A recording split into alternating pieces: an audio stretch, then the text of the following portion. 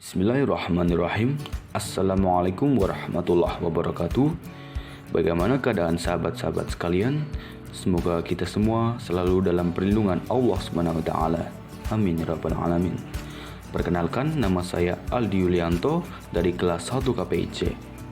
Pada kesempatan kali ini kita akan bahas tentang pembagian hadis berdasarkan aspek kuantitas rawi dan skema sanad hadis. Berdasarkan kuantitas rawi, hadis dibagi menjadi dua, yaitu hadis mutawatir dan hadis ahad. Hadis mutawatir sendiri dibagi menjadi dua, yaitu hadis lafzi dan hadis manawi. Sedangkan hadis ahad dibagi menjadi tiga, yaitu hadis masyhur, hadis aziz, dan hadis gharib. Ulama hadis berbeda pendapat tentang pembagian hadis berdasarkan jumlah periwayatnya. Ada yang membagi menjadi dua, yaitu hadis mutawatir dan hadis ahad. Ada juga yang membaginya menjadi tiga dengan menambah salah satu jenis yang disebut hadis masyhur. Bagi ulama yang membagi pada dua jenis, hadis masyhur dikategorikan sebagai bagian dari hadis ahad. Pada uraian ini, hadis masyhur dikelompokkan pada pembahasan tentang hadis ahad. Yang pertama, kita akan bahas tentang hadis mutawatir. Menurut bahasa, kata mutawatir berarti mutabi'i, yaitu yang datang berturut-turut dengan tidak ada jaraknya. Sedangkan hadis mutawatir menurut istilah ialah hadis yang diriwayatkan oleh orang banyak dalam setiap generasinya, yang menurut adat tidak mungkin mereka berbuat dusta dan mereka meriwayatkannya secara indrawi dan memberikan ilmu yakin. Pada pembahasan hadis mutawatir, banyak orang bertanya, apakah setiap hadis mutawatir sudah pasti sahih? Jawabannya tentu saja ya. Bahkan lebih sahih daripada hadis yang kita kenal dengan sebutan hadis sahih. Karena hadis mutawatir sudah tidak dimungkinkan rawinya untuk berbohong. Dan ilmu yang dihasilkan dari hadis mutawatir adalah ilmu yakin, atau sering disebut juga dengan ilmu dauri. Ilmu dauri oleh Ibnu Hajar didefinisikan sebagai ilmu yang tidak bisa ditolak oleh semua orang. Seperti yang kita ketahui sebelumnya, hadis mutawatir terbagi menjadi dua, yaitu hadis mutawatir lafzi dan hadis mutawatir maknawi. Pertama-tama kita akan bahas tentang hadis mutawatir lafzi. Mutawatir lafzi yaitu hadis yang diriwayatkan oleh banyak orang yang susunan redaksi dan maknanya seragam antara periwayat yang satu dengan yang lainnya. Mutawatir lafzi menurut para ulama jumlahnya sangat sedikit. Bahkan menurut Ibnu Hibban dan Al-Hazimi, hadis ini tidak ada. Al-Asqalani menolak pendapat Ibnu Hibban dan Al-Hazimi. Menurutnya, pandangan yang demikian itu terjadi karena kurang mengetahui jalan-jalan atau keadaan-keadaan para rawi serta sifat-sifatnya yang menghendaki bahwa mereka itu tidak mufakat untuk berdusta. Salah satu contoh hadis mutawatir al-lafzi yang sering dikutip yaitu, barang siapa yang dengan sengaja berbuat dusta atas namaku, niscaya ia menempati tempat duduknya dari api neraka. Selanjutnya kita akan bahas tentang hadis mutawatir maknawi. Hadis mutawatir maknawi yaitu hadis yang lafaz dan maknanya berlainan antara riwayat satu dan riwayat lainnya, tetapi terdapat kesesuaian makna secara umum atau kulli.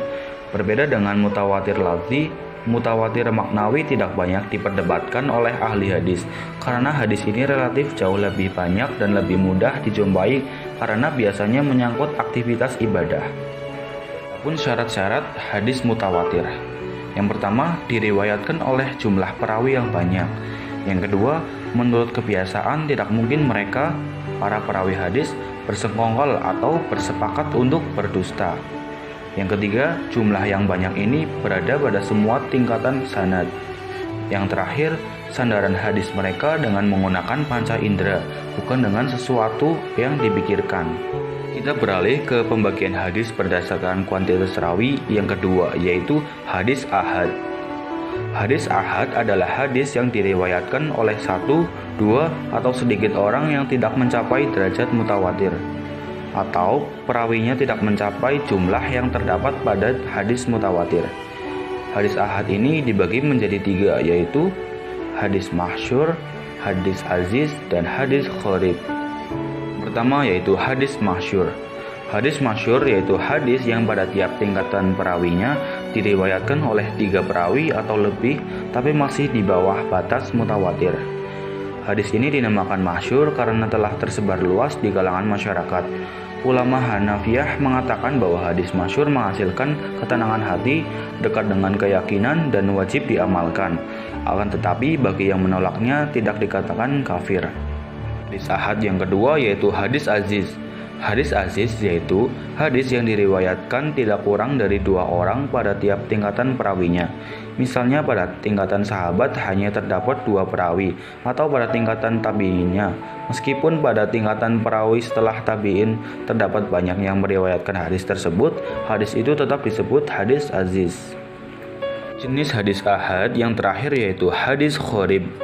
Hadis gharib yaitu hadis yang hanya diriwayatkan oleh satu perawi, baik pada salah satu tingkatan perawinya saja, seperti hanya diriwayatkan oleh seorang sahabat, atau semua mata rantainya hanya ada satu periwayat. Kedudukan hadis ahad. Para imam berbeda pendapat mengenai kedudukan hadis ahad ini. Menurut Imam Hanafi atau Abu Hanifah, jika rawinya orang-orang yang adil, maka hanya dapat dijadikan hujah pada bidang amaliyah, bukan pada bidang akidah dan ilmiah. Imam Malik berpendapat hadis ini dapat dipakai menetapkan hukum-hukum yang tidak dijumpai dalam Al-Quran dan harus didahulukan dari qiyas zoni atau tidak pasti. Imam Syafi'i menegaskan, hadis ini dapat dijadikan hujah jika rawinya memiliki 4 syarat. Yang pertama, berakal. Selanjutnya, dobit atau yakni memiliki ingatan dan hafalan yang sempurna serta mampu menyampaikan hafalan itu kapan saja yang ia kehendaki. Yang ketiga, serta mendengar langsung dari Nabi Muhammad SAW. Dan yang terakhir, tidak menyalahi pendapat ulama hadis. Berikut adalah contoh skema sanad hadis.